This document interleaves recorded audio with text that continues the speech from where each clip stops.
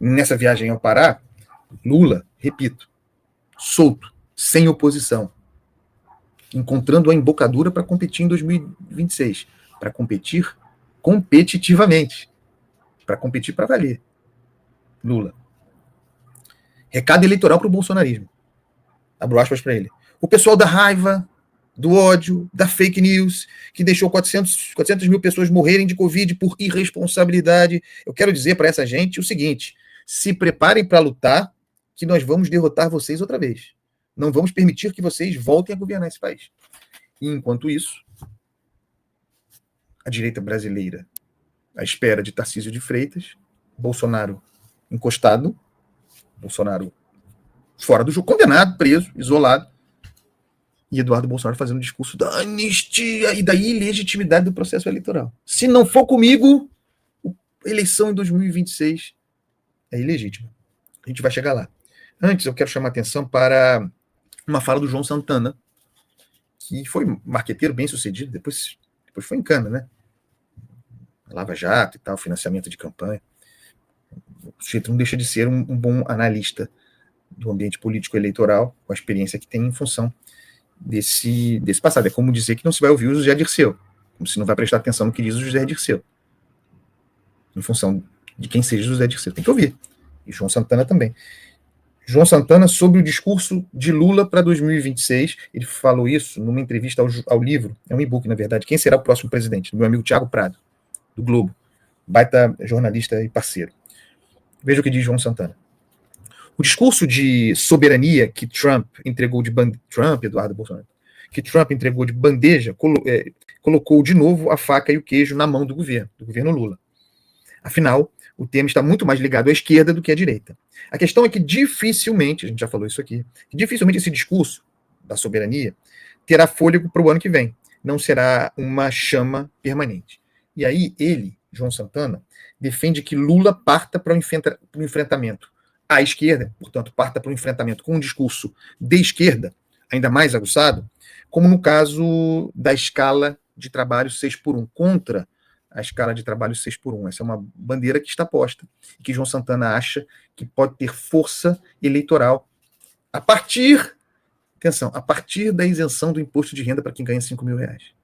Estou mostrando aqui a constituição do discurso de combate à desigualdade, de cobrança aos mais ricos, o discurso que a esquerda, que o lulopetismo tentará constituir. E digo mais, está constituindo. João Santana sobre o fim da escala 6x1 como uma bandeira do governo Lula. Devia estar na linha de frente das iniciativas do Planalto. Isso fica em linha com a fala de Gleisi Hoffmann, ministra da articulação política, digamos assim, a fala de Gleisi Hoffmann depois da aprovação da isenção do imposto de renda para quem ganha até R$5.000. Disse Gleisi, sobre essa aprovação. Coloca num outro patamar a discussão sobre a diferença de renda do país. Acho que o mais importante foi ter atingido pela primeira vez o andar de cima. Acho que o mais importante foi ter atingido pela primeira vez o andar de cima. É algo paradigmático para nós. E aí ela identifica, Gleisi Hoffmann, em linha com o que projetou João Santana, ela identifica que a aprovação da isenção do imposto de renda para quem ganha até R$5.000, isso seria um mito, isso seria um tabu, algo que não se conseguiria alcançar, e que se alcançou. E aí ela diz, da mesma forma que podemos, a esquerda, conseguir a mudança da escala de trabalho 6x1. Está posto o planejamento, está posto o discurso da esquerda para 2026. E me parece que o Lula vai nessa direção. Sozinho, sem oposição, até aqui. Chegou à direita, bolsonarista. Enquanto isso, Eduardo Bolsonaro, um amigo meu disse para mim ontem, Eduardo Bolsonaro escolhe a derrota. É uma boa pegada para falar disso aqui. A esquerda se articulando eleitoralmente. E aí eu faço, antes de entrar no Eduardo Bolsonaro, eu retomo uma discussão de ontem. De repente, as pessoas, analistas e tal, começaram a tratar Lula como um player para 2026, depois de o terem tirado do jogo. Como se não existisse. O presidente da República. Carta fora do baralho. a gente não sabe o que vai acontecer, certo? Carta fora do baralho, Lula, presidente da República, a melhor opção competitiva para a esquerda, ainda que com muitas dificuldades, ainda que eventualmente não favorito em 2026. Qual seria outra opção da esquerda para uma disputa eleitoral em 2026? Projetem, reflitamos sobre a quantidade de perspectiva de poder de gente pendurada em Lula para a renovação do mandato para mais 4 anos. Que vai abrir mão dessa disputa? Está bem de saúde. Abriria mão dessa disputa? Deixando na mão essa quantidade imensa de pessoas? E eu estou falando de perspectiva de poder, de cargo, de função pública, de ocupação dos espaços. Ah, mas ele pode perder a eleição. Claro que ele pode perder a eleição. Claro que ele pode. Eleição duríssima projetada aí. Mas ele é o que tem mais chance de ganhar na esquerda. Cara, vão abrir mão dessa posição? Um cara sentado na cadeira? Não faz. Para mim, não faz o menor sentido.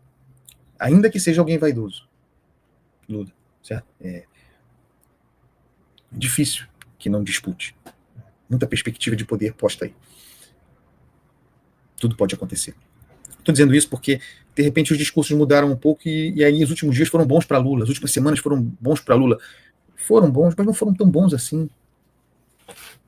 O que aconteceu nas últimas semanas, inclusive Donald Trump, Magnitsky, o discurso da soberania, o encontro com Donald Trump, tudo isso que se identifica como positivo para Lula, isso não teria a força de reabilitar alguém. Mas o problema é que não tem ninguém a ser reabilitado. Lula sempre esteve no jogo. Como aqui nós sempre defendemos, a força competitiva dele. Ah, André, você acha que Lula vai ganhar em 2026? Não acho nada, não tem como fazer essa previsão.